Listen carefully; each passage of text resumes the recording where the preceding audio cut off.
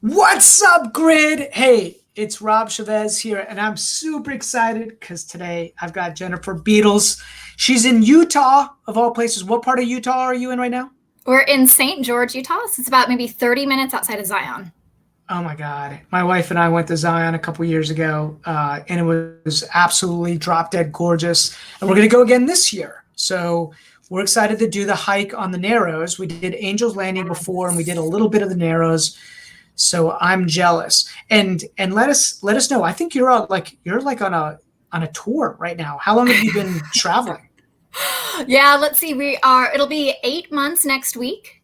Wow. And so we've been touring the US for 8 months. And then we are heading to Croatia in about 60 days. And so the tour continues. Season 2 of Beatles Family Adventures in Europe. That is awesome. That's going to be so cool. Well, listen, I'm sure a lot of people want to know how is it that you've been able to create a lifestyle that allows you to be able to do this, right? And what I love to do is really kind of explore your journey, your story, right? And understand how you got to where you are today and where you're going to be able to celebrate this round two of the Beatles journey, right, in Europe. So by the way, you're going to go to Croatia. How long are you going to be there for? And then where are you going to go after that? Yeah. So Rob, kind of funny story. We actually booked a one-way flight. so, so we're going to Croatia, Montenegro, Bosnia. We've got Serbia in there, and then we've got some Airbnbs booked in Italy.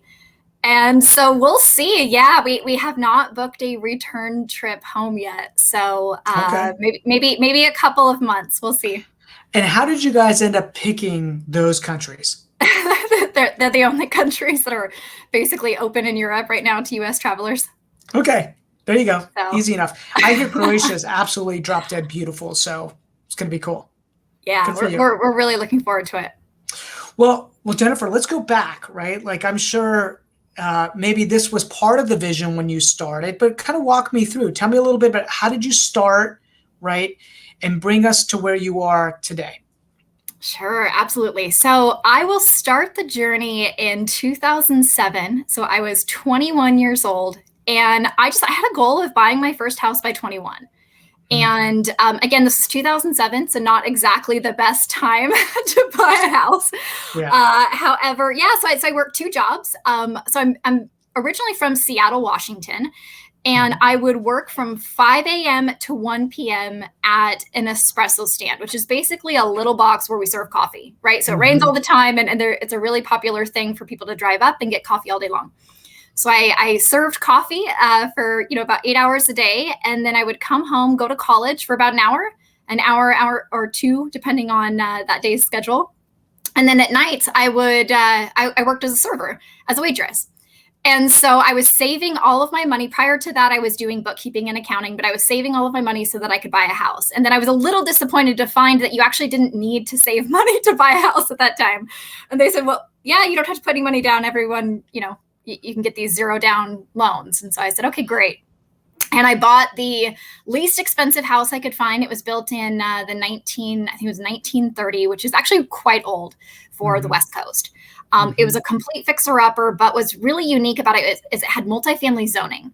And I didn't Mhm. really know what that meant at the time. I just knew that if I wanted to at some point tear that house down and build some multifamily. And so I bought that first house, and I decided to go all in real estate. There were a couple of things that I noticed about that. One is the opportunity that real estate allowed me. I saw the opportunity to tear the house down and build multifamily. I saw the opportunity to buy it, fix it up, flip it, potentially, keep it as a rental. And then I also saw how much the real estate agent made. And so I said, wait a second, this guy showed me one house and made like 8 grand. How can I do that? And so I didn't initially get into real estate sales. I actually got hired on with a builder developer who happened to also own a Keller Williams Realty franchise. Mhm. And that experience getting into the building and development, I mean, that just opened my whole world. Mhm. And again, so this was 2007. I mean, the economy was rocking and rolling. We were building houses. We were building small multifamily. I had the ability to do lease up on the side for the owners of the company. Mhm. So I learned about leasing, I learned about permitting, I learned AutoCAD. Pretty much, I just became a sponge. Mhm. And they put me in a situation where I was doing all of the bidding, all of the like estimating on how much the houses would cost to build. I would go to the bank, get the loan, and then I was also kind of hiring and managing all the subcontractors, so kind of a project manager, if you will. And I And mean, again, this is all during 2007, right? this was 2007 to 2009. Okay. And Mm. when the market shifted in the summer of 2008, so Seattle's maybe 18 months behind the rest of the country. Got it. And so we didn't really feel a shift until, the Wall Street, the Lehman Brothers, crash and Collapse. the Wall Street. Mhm. Yeah, absolutely. And so then, we were in a situation where the company had, we were doing a plat that was maybe 26 houses. We had loans on, construction loans on all of them. And then the bank would call and say, look, we've got to cut your budget. And, they cut the budget by like 25%. We were kind of doing these workouts with the banks. And then we actually turned into kind of consulting with other builder developers who were, getting their projects taken away. And we kind of turned into like, really figuring out how to navigate this situation. And so I had the brilliant idea to get my real estate license in May of 2009. And it was interesting. I worked at a real estate office, at Keller Williams real estate office, and more agents were leaving than coming in. And then here I was at, 23 years old getting my real estate license. And I guess, at that time, I think sometimes being a younger person, we're so naive. Yeah, you don't know any better. Right. Yeah. And so I decided to get my real estate license really so that I can get access to properties. I mean, there was a ton of bank-owned inventory coming on the market, and I was saving all of the money from the lease-ups that I was doing on the side and basically all of my income because I wanted to continue to invest in real estate. And so in those first, 7 months, I sold 6 houses. And made more in those 6 months than I had the entire year. Yeah. And so the day after I bought a house hack duplex, it was December 31st, 2009. I quit my job. So the duplex closed December 30th. Mm-hmm. And I quit my job and decided to get into real estate full time. Wow. And you decided to do that, but not on the development side, right? Like you was like, that was the job that you had before where you were learning and growing, but it was still somebody that was tied to the KW office. Is that, or no, completely separate? Yeah. No, this is completely separate. So okay. I quit and I went full time as a licensed agent, basically on December 31st, 2009. Wow. And I was getting married in March of the next year. So like 3 months away from getting married.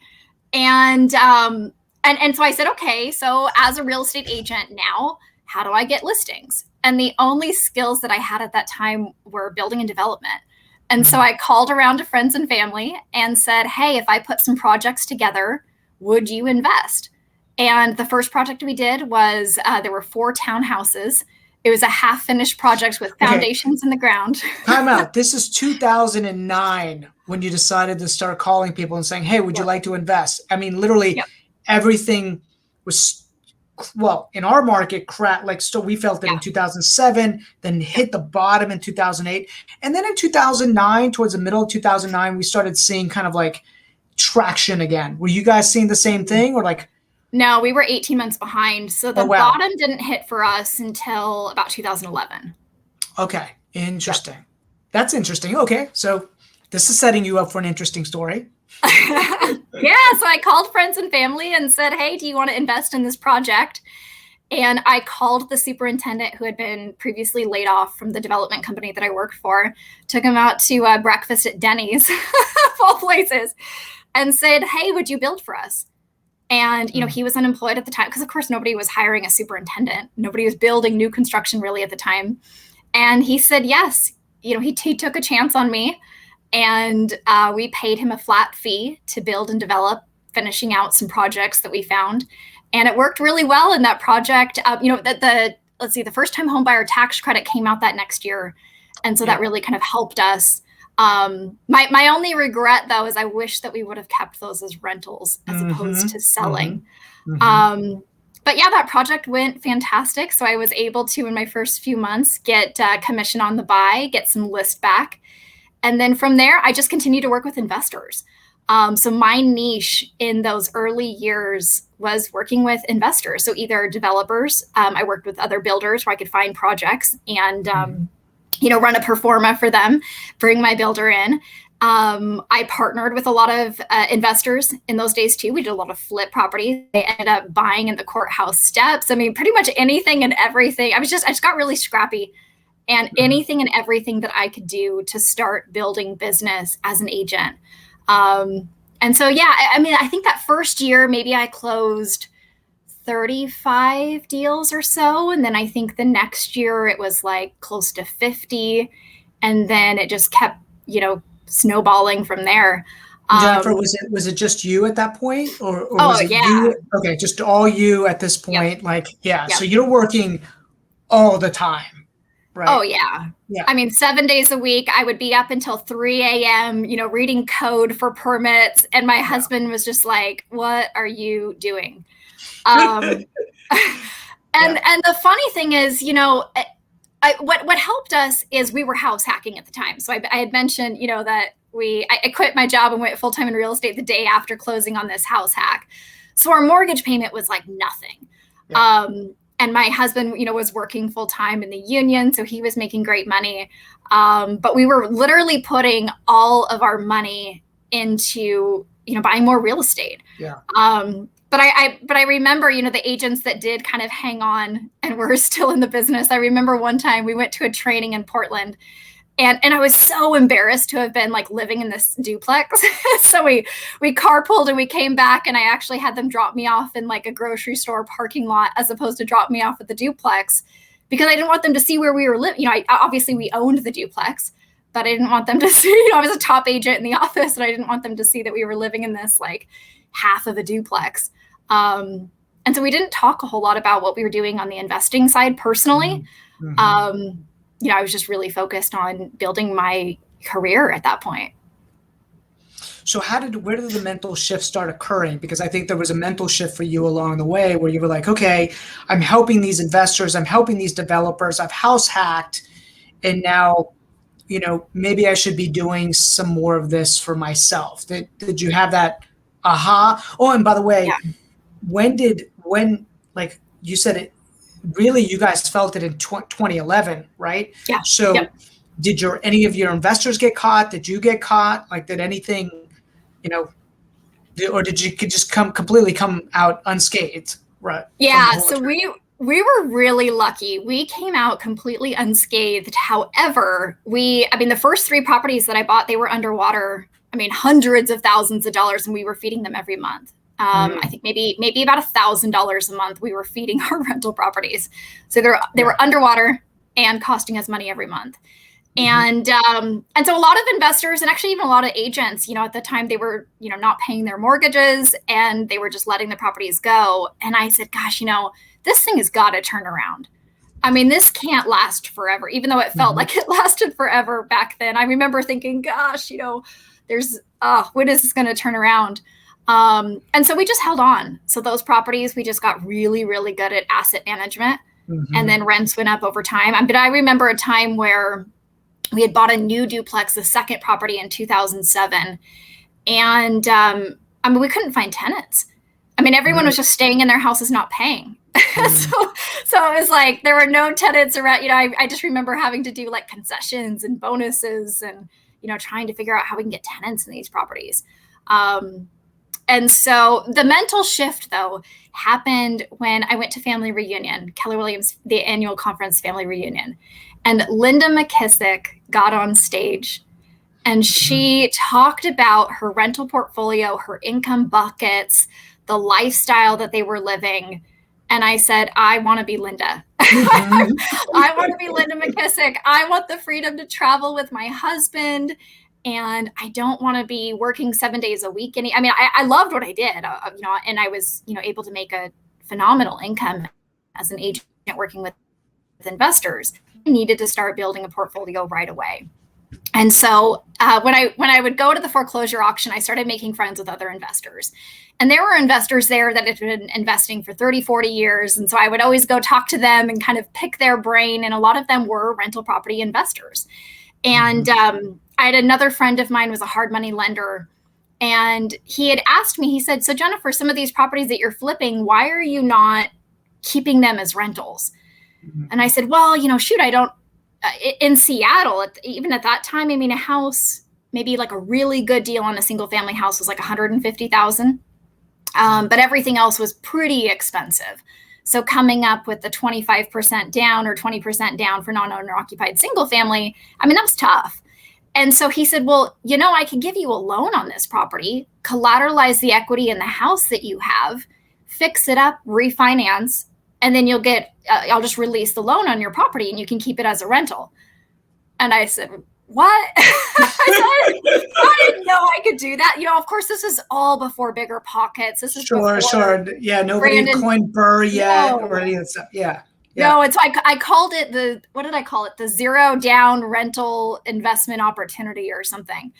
And so when I learned about that on the financing strategy, I mean, my whole world opened up. And so then we started, we stopped flipping. That was probably in maybe 2012.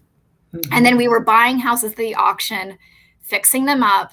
My hard money lender would record a note for the entire purchase price plus the renovations. He would take a second line of credit or like a lien against another property as collateral. So I didn't have to put any money down. And then we do a rate and term refinance. And so we just did that and kept doing it. And then I started teaching investors that strategy. So I found that I probably had, Rob, maybe 20 investors that were buying between 5 to maybe 10 houses a year using that strategy. And that's all I needed as an agent. It's like, okay, I could close 100 deals a year and just work with, 20 investors. That's and awesome. Then really make an impact helping people build and scale their own portfolio while also doing it, for my husband and I. What I love about that, what's interesting is we did the same thing in 2008. And I had actually, strangely enough, my friend ended up becoming a hard money lender because he was so good at this lending piece. He had the cash and nobody was giving a recently self-employed agent money to buy distressed assets when Lehman Brothers just went out of business. Yep. But what I love about what I did was him and I became partners. So we would find the properties, he would put up all the cash, and then we would refi all of his cash back out and then do it again. Right. But what I loved is you didn't do that, right? You kept 100% of the asset. Oh. Yeah, and I got really good as an agent learning about financing strategy, learning how to structure my tax returns so that I could get these loans. My husband and I also bought properties separately because, again, most people don't know that you can get 10 loans conventionally individually. But most people, buy together, husband and wife. So then you can only get 10 loans max. And so I kind of became I really kind of nerded out on all this financing strategy. And then also, as an agent trying to figure out, okay, so how can I save money on my self-employment income? So I started my own self-directed 401k. And then I, started loaning that out to investors. I created an HSA. I did, all of these different things to figure out how to maximize my income, how to reduce my tax liability, and how to increase my net worth and build passive income streams along the way. Yeah, 100%. I love that. And so at what point did you guys say, okay, I think we understand this game. We're buying these assets, but it sounds like you then started expanding outside of your market to buy assets, right? What year was that? So that was 2016. And so we had a bit of a dry spell. So most investors started to get back in maybe 2015, 2016 in the Seattle market. And so the prices were really, driven up. The cap rates were going down. And so my husband and I were like, well, we want to continue to invest, but we don't want to buy these marginal deals because that doesn't make sense. Let's start looking in other markets. And so, the first question I was like, well, shoot, like, how do you get started? Where do you start? Where do you invest? How do you find a team? I mean, everything that we had been doing up until that point was just my husband and I. I mean, he would handle the renovations. I would do the asset acquisition and the underwriting, and we self-managed at that point. And so it's kind of like, okay, everything that had made us successful, we also realized was not scalable and was not scalable outside of our home market. And so, so I started doing some research, and I was thinking, okay, so where are people moving to? What's an affordable market with a, lower barrier to entry, and something that was a market that was very different than Seattle. So Seattle up until that point was very much about appreciation. And I wanted something that was a little bit more stable, steady. And I also, I went back to the 2008 times and looked at markets that actually did not experience a major hit, and said, okay, I experienced a major hit in Seattle. Maybe we lost, 25 to 30% on the value. What markets can I get into that would be completely uncorrelated in the next recession? And so we chose Indianapolis, and I found an agent who had been an investor but was a newer agent. And we kind of got into a mentor relationship where I said, okay, look, I'll teach you a little bit about the negotiations and kind of the contract side, the agent side. But I want you to find me, deals that have double-digit returns, that have value add opportunity, that's going to be in a good neighborhood where I can attract good tenants. And so we closed on that first property in December of 2009. And then I had all of my investors that said, well, I want to invest in Indianapolis. Can I work with your team there? And so I started referring my Seattle investors to the team in Indianapolis. And this new agent, I think he closed, one investor closed on 10 deals with him in 12 months. And he said, well, do you have more of those West Coast investors? I'd love to continue to do this. And so at that point, I said, gosh, I'm really onto something here. My husband, at that point too, my husband had quit his job. Right. So we had also a new baby. So she was born in December of 2014. And so I started to kind of map out what it would look like for me to continue to be an investor agent while not working directly with the investors in Seattle. And so, that's how Agents Invest was born.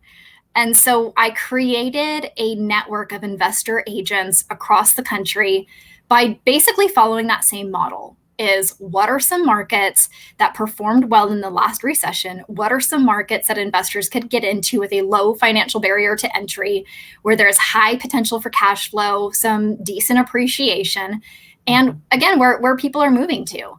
And then just referring business to agents who want to work with more investors and potentially want to invest themselves.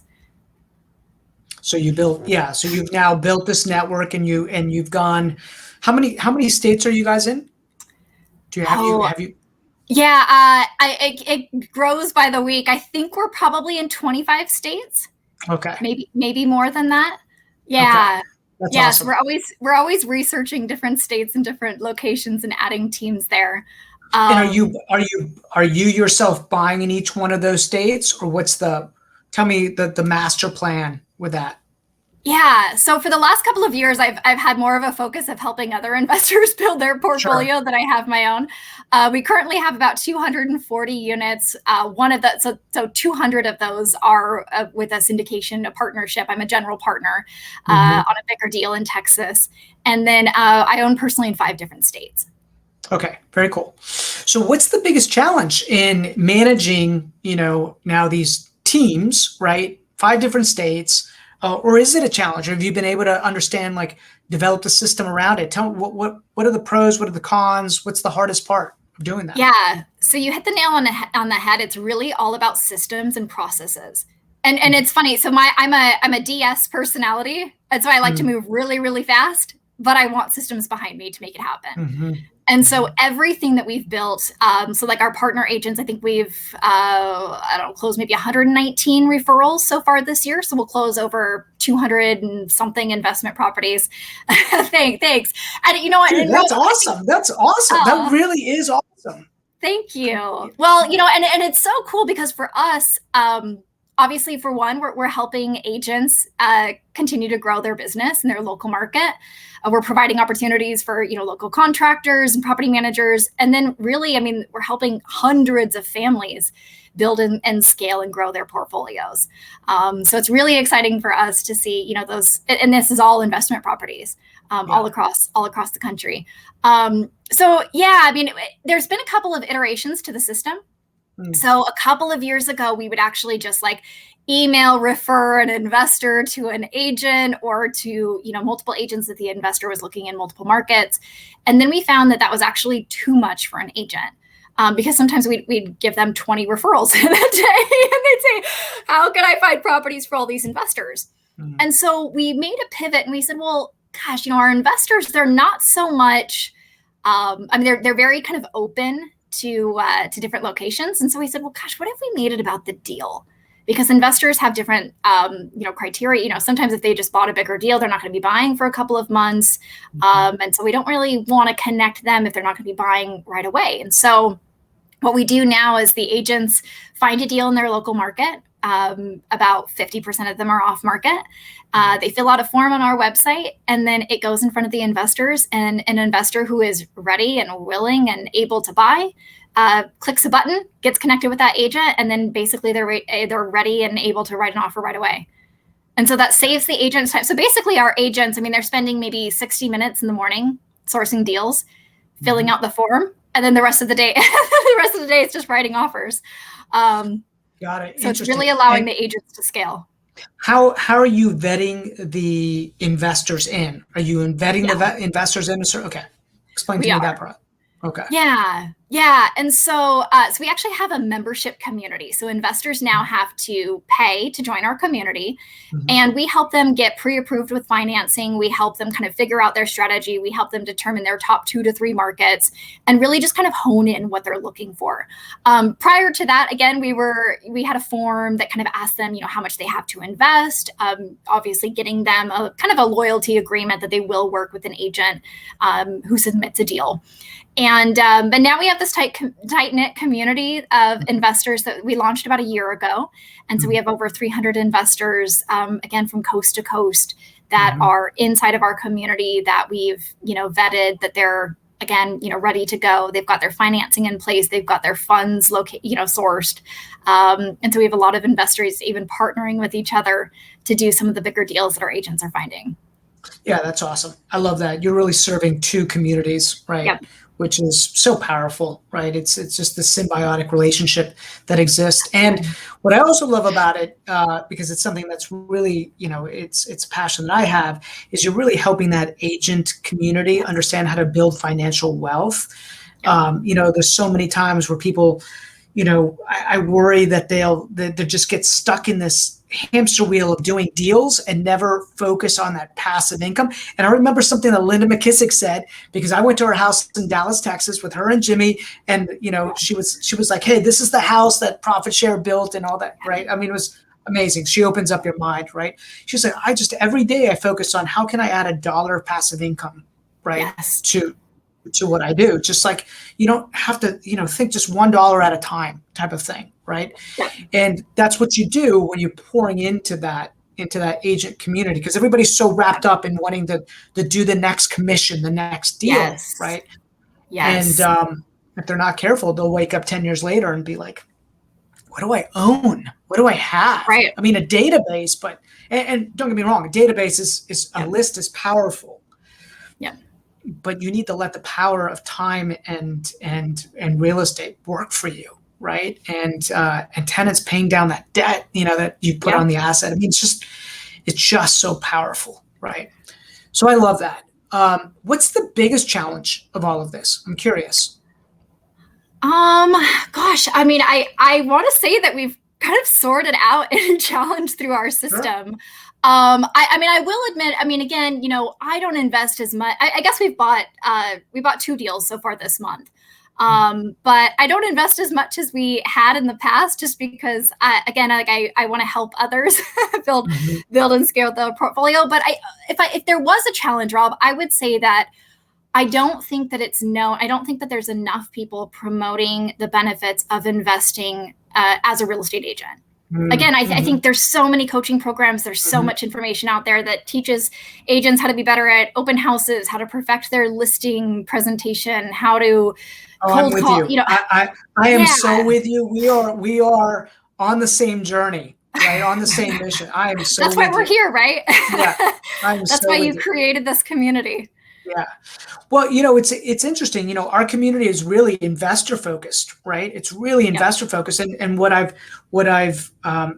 what's happened through the years is that 25% of the community, I find, was coming, they were all licensed, right? Yeah.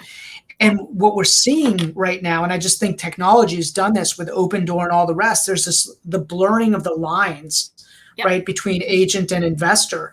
And I started seeing where, Open Door was leading with the investor message, but then backdooring the agent message. They were saying, listen, if our offers don't work for you, then we can list it, right? And then you see the opposite happening where agents were saying, hey, here is listing, but if you want a cash offer instead, Yep. right, here you go. And so there was the blurring of these lines, right? But it was still in active income. It wasn't in buying these assets over time. Mm-hmm. But you're seeing, Wall Street, you're seeing all the hedge funds buying and sucking a lot of this inventory out of the market because they understand what a great asset class this is. I mean, just look at the appreciation over time, right? And so what's happened is that my heart has really become, I woke up 10 years later and I'm like, hey, nobody's really helping the agent understand how to capitalize and build wealth through real estate, right? There's all this training around open houses and how to do a better listing presentation, how to do a better buyer presentation, but nobody's giving them the real tools and resources to think, because it is a mindset. It starts with mindset. It's this mindset shift that happens first, right? And what I found is that many, like you and like me and like some others, like it was almost pre-wired somehow. Somehow you just had more of an affinity towards the investor side. And maybe it was because you worked with that development company in the beginning, so your mind was opened up, right? And I call them the agent investor, right? Some of them, they all automatically already have that. But I do believe that everybody in the agent community has the ability to flip that switch a little bit so that they could start thinking, okay, how do I do this for myself, right? Absolutely. So very cool. So you're now, okay, so let's fast forward. So was it 2016 you said, okay, we're going to start going outside the market and buying in other markets, right? And now you're helping other, investors and agents do this all across the country. You've created this referral network, essentially. Mm-hmm. And you could run, what's cool about this business is you can run this remotely, right? This is a remote business because you're traveling everywhere. And you're doing mainly, what's the mix between single families and multifamily? Is it all multi? Is it a good blend? Yeah, I would say maybe 20% single family, 80% multifamily. And a lot of that is small multifamily, so 2 to 4 units. However, we've had like one investor in our community, we've helped him add 100 units to his portfolio in 12 months. So he bought a couple of, I think he bought an 18, a 37, a 42, and then some larger units also. But yeah, it's a little bit of a mix, but less on the single family. Got it. Okay, so now what's interesting is that you're seeing real estate from this like larger perspective. Instead of it being hyper local, you're seeing it, hey, all throughout the US. So what are you seeing? What are the trends? What are the concerns? What are the blind spots that we need to be aware of? Yeah, so the trends, obviously across the board, there's a lot of appreciation. I'm finding that we've been doing this now for, about 5 years, right? Investing in other markets. And I'm finding that there's still little hidden gem markets, but you have about 18 months before every other investor finds out about that market, and then the properties skyrocket. There's this market outside of Nashville, Tennessee called Clarksville, Tennessee. And when we started buying there, the price per unit on multis were about $50,000. And now they're trading at about $85,000-$90,000. And, rents are going up in a lot of areas where, of course, there's population migration where a lot of people are moving to.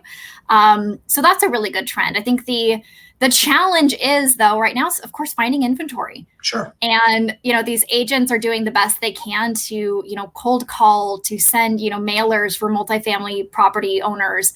The majority of the sales in the multi-property side that we're seeing are tired landlords.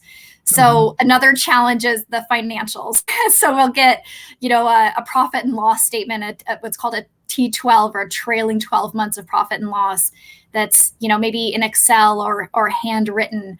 And so that's a little bit challenging to kind of navigate through that for, sometimes even these new investors that don't necessarily know what to look for. And so we spend a lot of time inside our investor community focusing on due diligence, physical due diligence and financial due diligence. Another benefit that's happening, this is kind of a recent change, is actually the commercial financing has opened up. So this time last year, I was calling maybe 6, 7 banks trying to get commercial multifamily financing, and the terms just weren't great. I mean, they were offering, 70 LTV, 20-year amortization, not the greatest interest rates. And today we're seeing 80 to 85 LTV, interest rates in the 3s, 25, 30-year AM. So the commercial lending has come back, which is fantastic. Awesome. Yep. So basically, if you can find a deal and, you can find a local bank to do the financing, then you're solid. It's great. But inventory is a challenge right now, for sure. For sure. Everywhere. And I would imagine if you're looking at other markets, there's probably 3, 4, 5, maybe, key indicators that you're looking for, right? What would those indicators be? I would imagine population migration is probably a big one, right? That's number one. That's number one. Yep. What else are you looking for? What are some of the things that you guys are looking for? Yeah, so I'm looking for job growth. So population increase, right? So not decline. I'm looking for job growth. I also look for wage growth, right? So are the wages increasing in that specific market? And then I look for areas that have low crime, right? So, increase in crime is kind of a leading indicator for other issues to come down the road. So we look for a lot of those things. And then, of course, having the right team in place. Yeah. So there's some markets that we'd like to be in, but if we don't have the right team, or if we don't have, sometimes the challenge is even finding good property management. We might have a rock star agent. The market is fantastic, but there's lacking in a property manager that can specifically do, because a lot of the property managers that we work with, they do upfront renovation. So they'll do like project management services for the initial upfront renovation. But yeah, finding good property managers can be pretty tricky right now. Yep. Yeah, for sure. Okay, so that's interesting. Yes, by the way, I did invest in one of those communities where population was decreasing, right? Yeah. Ooh, it's tough. Tough in a market like that. And you've got to be careful, right? That there are Absolutely. Because there's a lot of there are people that this isn't, there are people that have done what you do, what I do, and they're pointing people to markets where population is declining, and just because it's a cheap property that you buy for $25 or $40 or $50,000 doesn't mean it's a good deal, right? It looks good on paper, but it just doesn't translate that way. So, and I'm be sure careful you run with across turnkey. Be careful with turnkey companies. Right. I've had a lot of friends that have been, scammed or, bought properties from turnkey companies, and they're basically, in D class or F class neighborhoods, the nicest house in the neighborhood, and not able to attract good tenants. And so you really want to be careful. Real estate investing is the one asset class that you can actually put money in and then lose money. So not only can you lose your initial investment, but you could be paying every month, right, to keep it. So just be really careful. But if you're investing in the right areas with the right team, and you follow a good due diligence process, then you're good. A good month, yeah. And I'm just curious, is it is your back end operations just you got? Do you have like virtual assistants to help you with any of this stuff, or is it just you guys are just lean and mean traveling around the U.S.? Right? No. So we have a rock star team of 5 that everyone works remotely. Everyone invests in real estate. Everyone's just super passionate about helping our members and our agents get results. So I play a very, very small part in the business these days. And really they run the show. They're the heroes in this business for sure. Are they coaching and consulting the agents? I mean, the other teams and the investors? Yeah. So we do have, some coaches and consultants. I mean, we have Dina, who's our general manager. She was a client of mine about Oh, 11 that's years ago. cool. Yeah. So she had lost a husband and had Mm, some life insurance money, and we developed a plan to help her achieve financial freedom. And so now she owns, I think, in 4 different states. They net maybe $15,000 a month from their rental portfolio. Her that's husband awesome. retired 10 years early, and she just loves it. So, of course, certainly she does not have to work, but she does, and she, kind of really runs the show here at Agents Invest. That's super cool, right? That you've got a GM that has done it, so she's passionate about it, Yes. right? Yes. And she can help really kind of spearhead it. So what? So then, where does that leave you, Jennifer? What is your one thing, right? And what do you see for yourself over the next 3, 4, 5 years? Yeah. So the last couple of years, we've really focused on the investor side. And we have a lot of content. We have a lot of kind of systems and processes to help our, new and experienced investors really scale up and achieve their financial freedom goals. And so my focus right now is really on the agent side. I have a dream, and Rob, I know you share this vision too, of I want to see investor agents all across the country. I want to see tens of thousands of agents working with investors and investing personally. And so really, yeah, that's where I spend a lot of my time is, coaching and creating content related to real estate agents and helping them kind of understand this side of the business, because they're really not teaching what we're talking about here at the brokerage level. I don't know why. I know, that was, Gary Keller wrote the Hold book. And then I think my coach said that was actually the least selling book of all It of was. It's a blood. yeah. It's like mind And I blowing. don't It's like, understand. right? Yeah. Yeah. Yeah. I don't know. I don't know. I think it's because you can't teach what you don't know, right? And so many brokers, like a lot of brokers, just got into that kind of transaction piece. And of course, I'm not saying all right. There's but they teach what they know, and they were good at it, and they're good at that active income side. And but I think new voices are emerging, right? New forces are emerging to really help with that. And obviously we've got people that have led the way and paved the path for us. I mean, you look at what Linda and Jimmy have done, and I remember when I went to their place and they had the war room right in their office, and it was just like, okay, this is what we've got, this is what we're building, and I was like, this is cool, and I want to be part of this, right? I was already playing that, but when you get poured into by people that just have done it at a really high level, it just opens up your mind, right? And if you're not careful, this business does take you off track. Like one of the things I will tell you is I did a lot of buying between the years 1999 and 2010, and then I focused a lot on building the agent team, and I stopped investing as much as I did because one, I actually thought everything was overpriced in 2010, 2011, if you can believe that, right? Because I was just picking up things at pennies on the dollar in 2008. I kick myself for not doing more then, right? But when's the best time to plant a tree, right? 20 years ago, what's the second best time? Like right now, right? Yep. And especially if you've got a long-term vision, right, for your life, and if you're smart about it, right, you don't want to speculate. There's a difference between speculators and investors. And what it sounds like you're teaching, your community to do is to be really smart investors, right? Really understand the numbers, understand the markets.